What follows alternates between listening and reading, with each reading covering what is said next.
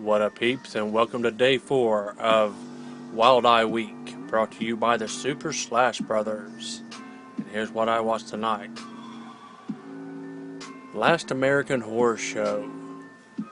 This is like a little anthology of tales again, and stars Felissa Rose, sorta. I mean, she's in it. She's not in the stories, but she's all through it. She's like the little host that wraps it around.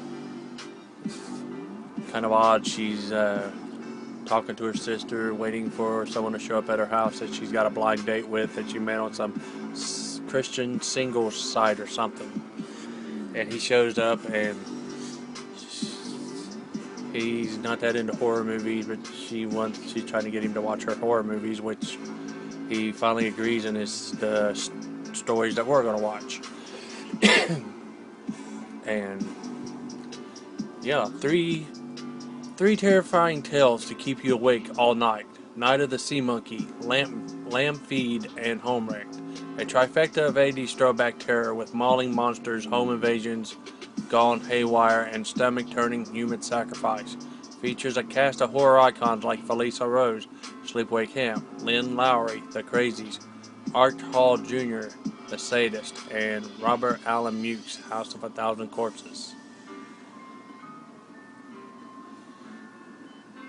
So basically, like I said, she's the crypt keeper, host, whatever, sitting on the couch with a dude, and each time they're supposedly starting a new horror movie, it's the stories we watch.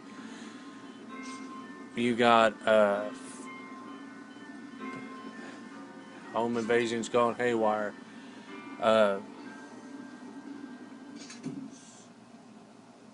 That would be Home Wrecked. The first story is Home Wrecked, and there's not a lot of story to it. It's like a house with this young lady and two older guys having dinner, and it shows a group of young people in a car that have picked their house to want to break into and get their money out of their safe and whatnot. And so they sit out in the car and they wait a while, smoking weed and shit, and they eventually decide to bust in there.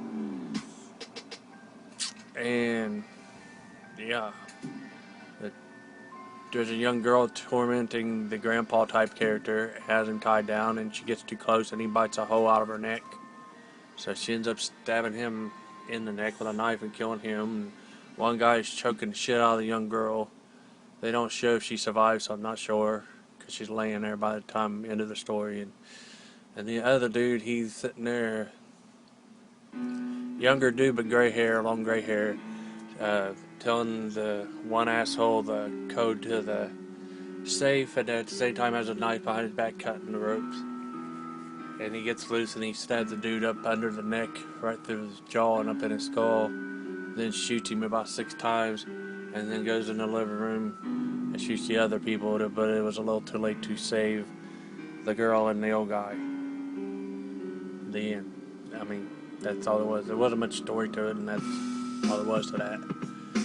The second story I enjoyed a little more was Night of the Sea Monkey.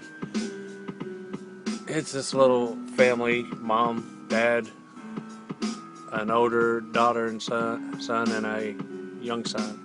And the young son asks his dad for money to order these sea monkeys, or they call it a sea critter or something. And it comes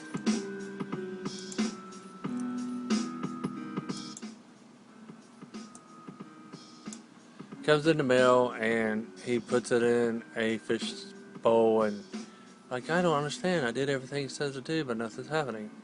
But it was kind of right immediately, so it's like they didn't even give time to see if anything was going to happen. But the mom's like, "Oh, I'm sorry, I'll take care of it while you're at school."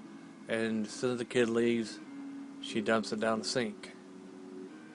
Then when he gets home, his dad decides to take him up to his bar and have a man-to-man talk about pets.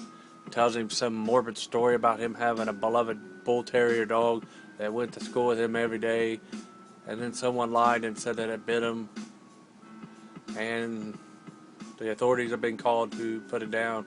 So instead he hides it in the woods, and visits it after school, but sees that the dog is miserable, so decides to put it out of its misery with his dad's old Remington, which makes no fucking sense. He could have just let them take the dog, or he could just let the dog free. But then he's like, you know, I have my dad's old Remington, put it right between her eyes, and BAM! And that's my opinion on pets. That was his father-son talk to his child about pets. So basically, he has shitty-ass parents. But eventually, the sea creature came to life or whatever, come up out of the garbage disposal, killed the mom, killed the older brother that was in the garage working on his car, ran up the daughter's crotch, I'm pretty sure, and eventually killed the dad.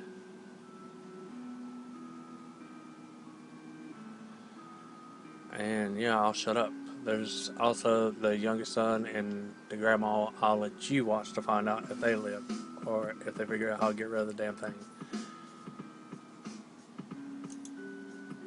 The third story is called Lamb Feed. Not sure I understand the title, but this one was kind of weird, like something Rob Zombie would have made. But I kind of dug it.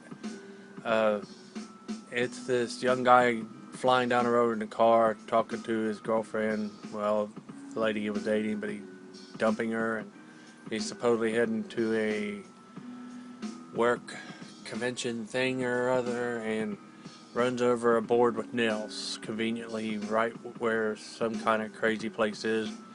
Bunch of like biker-like people in a little community, and keeps walking around asking for a phone, but they act like they don't understand his English. They don't never show him a phone. He just says, "Have a good time, drink some of this drink, whatever the fuck it is." He just reaches to him and he's like, "Oh, okay." I don't know what was in it, but kind of like the last movie I watched where it seemed like he's on some LSD acid trip. They drugged him, I guess. Next thing you know, they got him on a table, sacrificing him or something, pulling his guts out, and there's all these gory scenes and weird scenes like Rob Zombie would put in a movie. And then this woman with long hair shows up and says, "Remember me?" And I guess it's someone he wronged in the past. I can't tell if it's supposed to be his girlfriend that he had broken up with or what, but yeah, I'm mumbling, and this wasn't a bad little trilogy, anthology. Got a little dash of Felissa Rose in there as the host. I'd recommend this one. I'd recommend you check it out. And that's what I watched tonight. Peace.